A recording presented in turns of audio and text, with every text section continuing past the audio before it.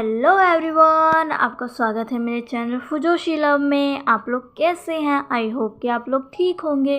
तो चलिए हम आज अपनी एक न्यू स्टोरी जिसका नाम फेक रिलेशनशिप है उसकी स्टार्टिंग करते हैं। वैसे तो मैं ये स्टोरी मेरी जो रिवेंज स्टोरी है उसको ख़त्म करने के बाद लेकर आने वाली थी, लेकिन जो मेरा चैनल है वो धीरे धीरे बहुत डाउन होता जा रहा है। उसकी जो ग्रोथ है वो नहीं हो पा रही है क्योंकि जो मेरी स्टोरी रिवेंज है उस पर अच्छे मेरे को व्यूज़ नहीं आ रहे। व्यूज़ बहुत बहुत कम आते हैं उस पर।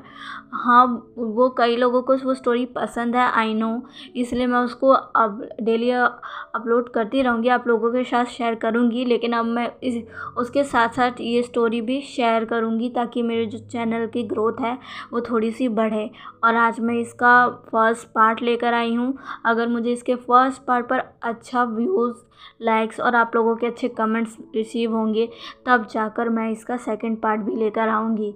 और ये कोई अल्फ़ा और ओमेगा व स्टोरी नहीं है, लेकिन तब भी इसमें मेल प्रेगनेंसी को दिखाई जाएगी। ओके। और रही बात स्टोरी की, तो मैं स्टोरी के बारे में कुछ बता देना चाहती हूँ कि इसमें जो हमारे विंग और वांग जी है वो दोनों एक स्ट्रेंजर्स है जो कि एक दूसरे को बिल्कुल भी नहीं जानते हैं, लेकिन तब भी वो एक दूसरे से मिलते हैं अपने अपने मतलब के लिए, ताकि उनका जो काम है वो एक दूसरे के द्वारा वो कर सके। अब वो क्या चीज़ है, अब वो क्या करने वाले हैं, हम इस स्टोरी में देखेंगे। ओके, तो अब चलिए हम विदाउट वेस्टिंग टाइम अपनी स्टोरी की स्टार्टिंग करते हैं। यहाँ हमें एक पर्सन को दिखाया जाता है जो कि बहुत ही ज़्यादा शांति के साथ अपनी चेयर पर बैठा था और अपने सामने बैठे दोनों पर्सन की बातों को सुन रहा था, जिनमें से एक उसका बड़ा भाई था और एक उसके अंकल थे। तभी उस पर्सन के अंकल कहते हैं, वांग जी, तुम्हें कोई फ़ैसला ले लेना चाहिए, हम बस तुम्हारी भलाई चाहते हैं। तभी वांग जी कहता है, मैं जानता हूँ अंकल, लेकिन आप भी जानते हो कि मैं ये नहीं चाहता हूँ। मेरे लिए ये सब अभी मैनेज कर पाना बहुत मुश्किल है, मैं अभी इन सब चीज़ों के लिए तैयार नहीं हूँ। तभी वांग जी का बड़ा भाई सिचन कहता है, वांग जी, तो अंकल तुमसे ये नहीं कह रहे हैं कि तुम्हें अभी ये सब करना है, अभी तुम मैरिज कर लो। वो तुम्हें इस चीज़ के लिए अभी फोर्स नहीं कर रहे। अंकल बस चाहते हैं कि जिसको उन्होंने तुम्हारे लिए पसंद किया है तुम उसे देखो, लेकिन अगर तुम किसी और को पसंद करते हो, तुम्हारी लाइफ में कोई और है, तो तुम हमें बता सकते हो वांग जी, मैं और अंकल एक बार उससे मिल लेंगे। तभी वांग जी कहता है, गगा, मेरी लाइफ में कोई नहीं है और आप अच्छी तरीके से जानते हो मैं अभी किसी भी रिलेशनशिप में नहीं हूँ और ना ही अभी आऊँगा, क्योंकि मेरे गोल्स अलग है गगा, आप जानते हो ना। तभी जिवजुन कहते हैं, हाँ वांग जी, मैं जानता हूँ। तभी वांग जी के अंकल लान कुरान कहते हैं, पर वांग जी, तुम भी जानते हो कि तुम एक नॉर्मल मेल नहीं हो, तुम क्या हो, तुम्हें ये अच्छी तरीके से पता है। तभी वांग जी कहता है, हाँ अंकल, मुझे पता है मैं क्या हूँ, प्लीज़ आप मुझे बार बार वो चीज़ याद मत दिलाइए। तभी लैंड कुरान कहते हैं, अगर तुम्हें पता है तो तुम्हें ये भी पता होना चाहिए कि तुम्हारी मैरिज होना जल्द से जल्द बहुत ज़रूरी है हमारे लिए, क्योंकि वो वैन चाओ और उसका फादर वैन रूहान तुम्हारे पीछे हाथ धोकर पड़ गया है। तभी वांग जी कहता है, अंकल मुझे पता है, पर मैं नहीं चाहता हूँ, मैं अभी जिस चीज़ पर फोकस कर रहा था, जो मेरी लाइफ का गोल है, मैं वो चाहता हूँ, मैं उस पर फोकस करना चाहता हूँ, मैं उसमें आगे बढ़ना चाहता हूँ, मैं अभी इन चीज़ों के बारे में नहीं सोचना चाहता। तभी वांग जी के अंकल कहते हैं, वांग जी, मैं जानता हूँ और मैं तुम्हें कभी किसी चीज़ के लिए फ़ोर्स नहीं करना चाहता था, पर मुझे तुम्हें इस चीज़ के लिए फ़ोर्स करना पड़ रहा है। तुम्हें भी समझना चाहिए, अगर तुमने जल्दी ही किसी को खुद के लिए नहीं चुना तो मैं तुम्हारी शादी अपने फ्रेंड के बेटे से करवा दूंगा, और वैसे भी अभी तुम्हारी लाइफ में कोई है नहीं ना, तो तुम्हें एक बार ट्राई करना चाहिए। वांग जी कहता है, अंकल आप क्यों मुझे परेशान कर रहे हो, मैंने आपसे कहा ना मैं नहीं करना चाहता। ऐसा कहकर वांग जी खड़ा होता है और कहता है, बस अब मैं और कोई बात नहीं करना चाहता, मैं यहाँ से जा रहा हूँ। ऐसा कहकर वांग जी वहाँ से चला जाता है, पर और उसे जाते हुए कोई भी नहीं रोकता। तभी वांग जी के जाने के बाद अंकल कुरान कहते हैं, ओह पता नहीं क्या होगा इसका। तभी लैन सेचन कहते हैं, अंकल आप चिंता मत करिए, आपको उसे थोड़ा टाइम देना चाहिए, आपको पता है ना कि हमारा लंजा कैसा है, वो बहुत ही कम बोलने वाले पर्सन में से है। उसके ज़्यादा दोस्त भी नहीं हैं। वो भला कैसे किसी ऐसे इंसान से शादी कर ले जिसे वो जानता तक नहीं। तभी अंकल कुरैन कहते हैं, पर उसे किसी न किसी को अपने लिए ढूंढना होगा ना, वरना वो वेंचाओ उसे छोड़ेगा नहीं। वो उस हाथ धो के उसके पीछे पड़ा हुआ है। मैं चाहता हूँ वो अब मेरे दोस्त के बेटे से शादी कर ले। अगर वो उससे शादी करेगा तो मुझे पता है वो खुश रहेगा, क्योंकि वो और उसकी वाइफ बहुत अच्छे हैं और मुझे यकीन है उसका सन भी बहुत अच्छा होगा।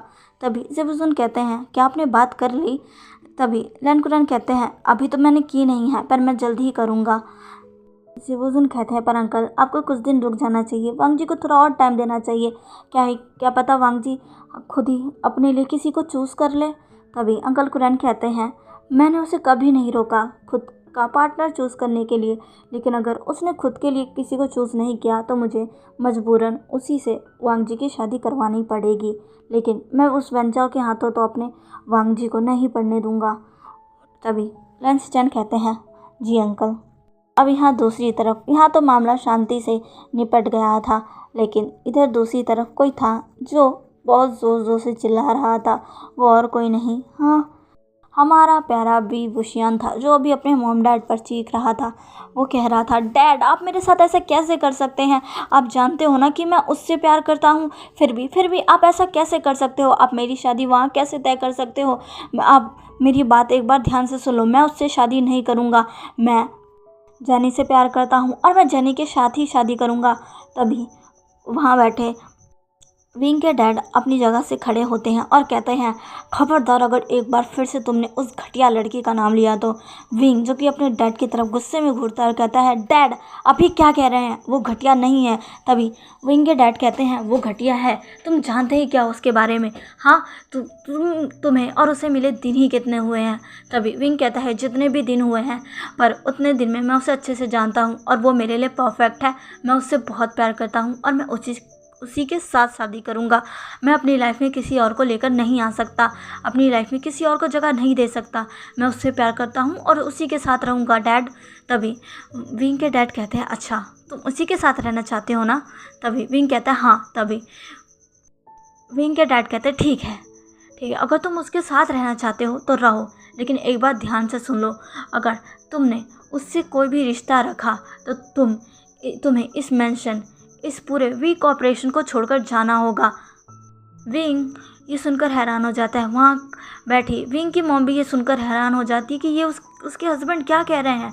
वो अपने बेटे को अपनी ही जायदाद से बेदखल कर रहे हैं, ऐसा कैसे कर सकते हैं? वो उनका इकलौता बेटा है, वो अपने इकलौते बेटे के साथ ऐसा कैसे कर सकते हैं?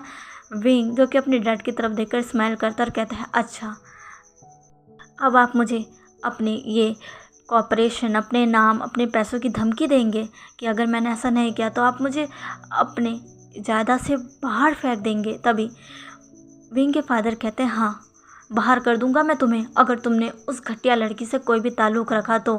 विंग कहता है, हाँ वो घटिया नहीं है, और हाँ मुझे आपका इस पैसे, इस नाम, रुतबे, इस वी कॉर्पोरेशन, किसी में भी कोई इंटरेस्ट नहीं है।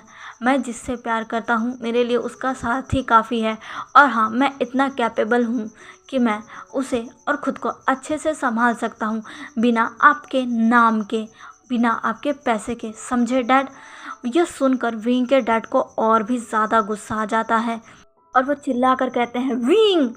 तभी विंग कहता है, क्या डैड? क्या आपके चिल्लाने से मुझ पर कोई फ़र्क नहीं पड़ने वाला? मैंने अपना फ़ैसला सुना दिया है और मैं अपने फ़ैसले पर अड़ा रहूँगा। तभी विंग के फादर कहते हैं, ठीक है, तुम यही चाहते हो ना, यही करो, लेकिन खबरदार अगर तुम दोबारा मेरे पास, मेरे इस मेंशन या कहीं भी नज़र आए तो अगर तुम्हें वो लड़की चाहिए तो तुम्हें इस सब को छोड़कर जाना होगा, और ये मेरा फ़ैसला है। ऐसा कहकर वो गुस्से में वहाँ से चले जाते हैं। विंग के फादर के जाने के बाद विंग की मदर विंग को देखती है, जो अभी गुस्से में था। विंग की मदर कहती है, विंग कहता है, मॉम मुझे यहाँ अकेले रहना है, यहाँ से जा रहा हूँ। तभी विंग की मॉम कहती है, कहाँ जा रहे हो तुम? तभी विंग कहता है, कहीं भी, पर अभी तो मैं यहाँ नहीं रहना चाहता। ऐसे कहकर विंग वहाँ से बाहर चला जाता है। विंग की मॉम जो अभी अपने बेटे को देख रही थी, साथ में वो अपने हस्बैंड की भी फिक्र कर रही थी। फाइनली वो उधर चली जाती है जहाँ पर उसके हस्बैंड गए थे, यानी उनके रूम में। विंग की मॉम वहाँ जाती है और कहती है, ये आपने क्या किया? आप ऐसा क्यों कर रहे हैं? अगर वो उस लड़की को चाहता है, उससे प्यार करता है, तो आप क्यों नहीं मान जाते? हाँ, क्या आपके लिए आपकी बेटे की खुशी कोई मायने नहीं रखती? तभी विंग के डैड विंग की मॉम को देखते और कहते हैं, चांग से, ये तुम क्या कह रही हो? तुम्हें पता है ना मैं अपने बेटे से कितना ज़्यादा प्यार करता हूँ और मेरे लिए उसकी खुशी कितनी ज़्यादा मायने रखती है। तभी विंग की मॉम विंग के डैड के सामने आते हुए कहती है, फिर आपने ऐसे क्यों किया? क्यों कहा उससे ये सारी बातें? तभी विंग के डैड कहते हैं, चांग से, क्योंकि मैं जानता हूँ जिस लड़की को वो चाहता है वो लड़की कैसी है। चांग से, विंग को लगता है कि वो उससे प्यार करती है और उसके साथ रहना चाहती है, पर मैं जानता हूँ वो लड़की सिर्फ उसके पैसों से प्यार करती है, उसके नाम से प्यार करती है, उसके नाम के आगे जो वी लगा हुआ है उससे प्यार करती है, उसे उससे नहीं, उसके इस दौलत से प्यार है। समझी तुम? विंग की मॉम ये सुनती है तो कहती है, अगर ऐसा है तो फिर आप विंग को समझाते क्यों नहीं? तभी विंग के डैड कहते हैं, तुम्हें क्या लगता है मैंने अपने बेटे को समझाया नहीं होगा? तुमने अभी देखा ना, वो कुछ भी समझना नहीं चाहता। उसी से तो उस लड़की का बुखार चढ़ा हुआ है, पता नहीं उसने क्या जादू कर दिया है जो उसको वही चाहिए। लेकिन मैं किसी भी हालत में उस लड़की को तो अपने घर की बहू नहीं बनाऊंगा और ना ही अपने बेटे की लाइफ को ऐसे बर्बाद करने दूंगा, चाहे उसके लिए मुझे कुछ भी क्यों ना करना पड़े। ऐसा कहकर विंग के डैड विंग के मॉम को देखते हैं। विंग की मॉम अब सोच में पड़ जाती है, पता नहीं अब क्या होगा। इधर दूसरी तरफ विंग, जो कि अपने घर से निकलकर सीधा बाहर में आ गया था, जहां उसके साथ उसकी वही गर्लफ्रेंड जिसके लिए उसने अपने डैड से आज लड़ाई की है, वो उसके साथ बैठी हुई थी। विंग जो कि ड्रिंक पे ड्रिंक कर रहा था और जनी कह रही थी, विंग क्या कर रहे हो तुम? अब कितना पियोगे? तुम्हें इतना नहीं पीना चाहिए, आखिर क्या हुआ है तुम्हें? तभी विंग कहता है, जनी तुम्हें पता है डैड ने मुझसे क्या कहा? तभी जनी कहती है, क्या कहा विंग तुम्हारे डैड ने तुमसे? तभी विंग कहता है, जनी, उन्होंने कहा कि अगर मैंने तुमसे शादी की या तुम्हें अपने लाइफ में रखने की कोशिश की तो वो मुझे अपनी जायदाद से बेदखल कर देंगे, वो मुझे कुछ भी नहीं देंगे। तभी जनी सुनकर हैरान हो जाती है और फिर विंग की तरफ देखते हुए कहती है, फिर तुमने क्या कहा विंग? विंग कहता है, मैंने साफ साफ कह दिया कि मुझे उनके इस जायदाद की कोई ज़रूरत नहीं है, मेरे लिए तुम ज़्यादा ज़रूरी हो और मैं तुम्हारे साथ रह लूँगा बिना उनके इस दौलत के, इन पैसों के। जनी जब ये सुनती है तो वो विंग पर बहुत गुस्सा हो जाती है, उसे बिल्कुल अच्छा नहीं लगता।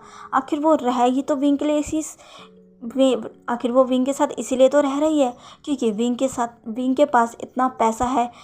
विंग एक रिच फैमिली से बिलोंग करता है, वो बिग कॉरपोरेशन का इकलौता हायर है, इसलिए तो जनी ने विंग को अपने जाल में फंसाया। जनी जब ये सुनती है तो उसे विंग पर बहुत गुस्सा आता है, लेकिन तब भी वो खुद को काम करती है और कहती है, पर विंग, तुम भी जानते हो ना मेरी कंडीशन को, मैं अभी कितना सफ़र कर रही हूँ। मेरी फैमिली वो चाहती है कि मैं एक अच्छे घर में शादी करूँ जहाँ मुझे किसी चीज़ की दिक्कत ना हो। अगर उन्हें पता चला कि तुम अपना सब कुछ छोड़कर आ चुके हो तो वो कभी हमारी शादी के लिए नहीं मानेगी। तभी विंग कहता है, जनी, मैं जानता हूँ, लेकिन मैं क्या करूँ? अगर मैंने डैड की बात मानी तो मुझे तुम्हें छोड़ना होगा और उससे शादी करनी होगी जिसे मेरे डैड ने मेरे लिए चुना है, और मैं तुम्हें छोड़ना नहीं चाहता। जनी, काम करो, तुम भी अपने पेरेंट्स को छोड़ दो, हम दोनों अकेले रहेंगे, साथ में रहेंगे और मैं कुछ ना कुछ कर लूँगा। जनी, तुम्हें मुझ पर भरोसा है ना? जनी जब ये सुनती है उसे अंदर ही अंदर बहुत गुस्सा आ रहा था विंग पर, लेकिन तब भी वो खुद को शांत करती हुए कहती है, नहीं विंग, मैं ऐसे अपनी फैमिली को नहीं छोड़ सकती, मेरी फैमिली के पास मेरे अलावा है ही कौन? और वैसे भी विंग, मैं चाहती थी कि मैं जब तुम्हारे साथ आऊँ, तुम्हारी एज अ वाइफ बन के, तो तुम्हारी फैमिली भी मुझे दिल से अपनाए। मैं हमेशा चाहती थी कि मैं एक हैप्पी फैमिली के साथ रहूँ जिसमें मैं तुम्हारा परिवार हो और फिर हमारे प्यारे बच्चे ये सपना मैं हमेशा से देखती आई हूँ विंग। प्लीज़ विंग, मेरा ये सपना मत तोड़ो। मैं चाहती हूँ कि मेरा ये सपना सच हो। मैं तुम्हारे साथ रहना चाहती हूँ। मैं जानती हूँ तुम्हारी फैमिली अभी मुझे पसंद नहीं करती, क्योंकि मैं शायद उतने अच्छे घर से बिलोंग नहीं करती। मेरा स्टेटस तुम्हारे बराबर का नहीं है।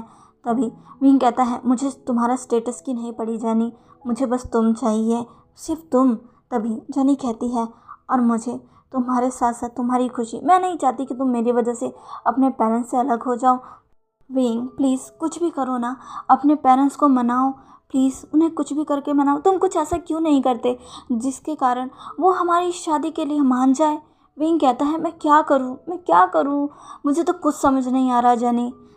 तभी वहाँ पर कोई एक पर्सन आता है जो कहता है, वी ब्रदर आप यहाँ पर। तभी विंग और जनी दोनों उस पर्सन को देखते हैं। वो हुईसंग था जो विंग को यहाँ देखकर बहुत खुश था।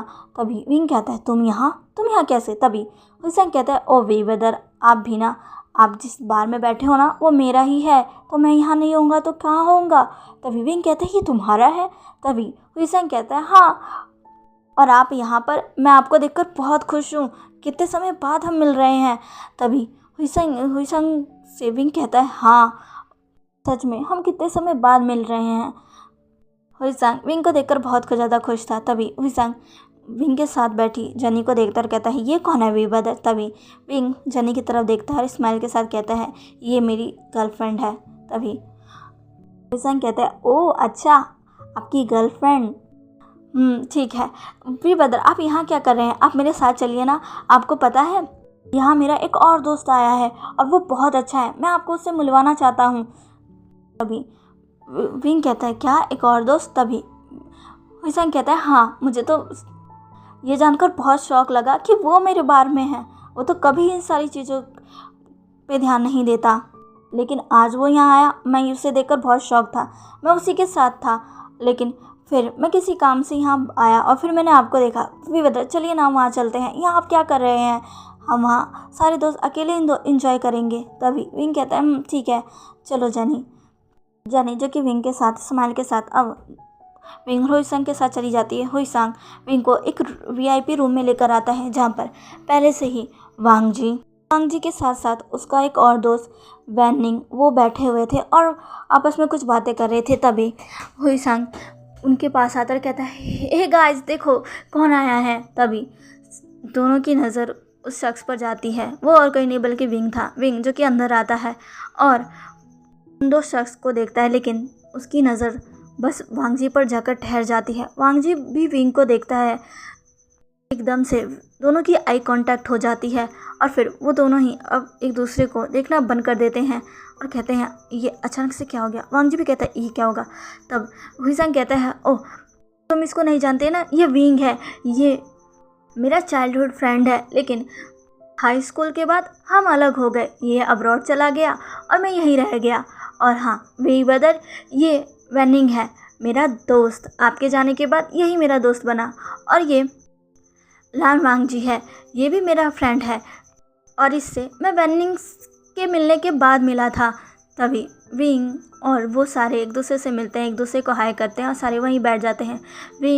हुईसंग जो कि बहुत ही ज़्यादा खुश था। तभी वैनिंग कहता है, और ये कौन है, और इससे तो तुमने हमें मिलवाया ही नहीं। तभी हुईसंग कहता है, ओह ये वी ब्रदर की गर्लफ्रेंड है जैनी।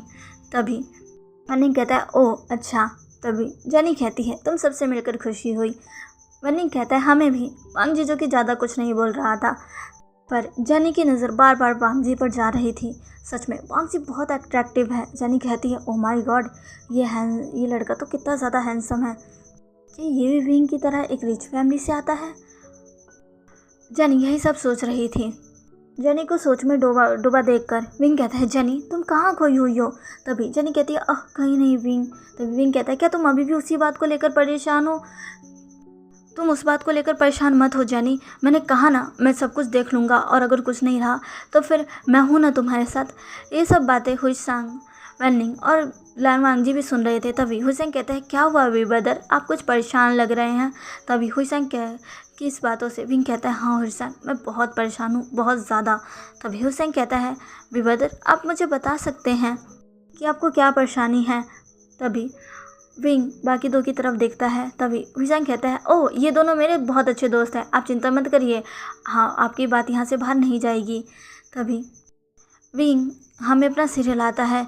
आज इतने समय बाद उसका दोस्त मिला है तो वो अपनी अपनी दिल की सारी बातें बताता है, उसकी और जेनी की लाइफ में उसके डैड के साथ उसका वो सब विंग बताता है। जिसे सुनकर वांग जी कहता है, ओह माय गॉड, ये तो सच में बहुत बड़ी बात है, मुझे नहीं पता था कि आपके साथ भी ये हो रहा है। तभी विंग कहता है, मेरे साथ भी? क्या तुम्हारे साथ भी? तभी हुसैन कहता है, अरे नहीं नहीं, मेरा ये दोस्त है ना वांग जी, इसके अंकल भी इसे फोर्स कर रहे हैं शादी के लिए, जैसे आपके डैड आपको कर रहे हैं शादी के लिए। इस बात पर विंग और वांग जी एक दूसरे की तरफ देखते हैं और फिर से उनकी आई कांटेक्ट होती है। तभी हुसैन जो कि खड़ा होता है और कहता है, आइडिया, सच में बहुत अच्छा आइडिया है वी ब्रदर वांग जी, अब तो तुम दोनों का काम हो जाएगा। वह हुसैन की ये बातें सुनकर वांग जी और विंग दोनों उसकी तरफ देखते हैं अपनी कंफ्यूज भरी नज़रों के साथ। तो चलिए गाइस, आज का ये एफ यहीं ख़त्म होता है।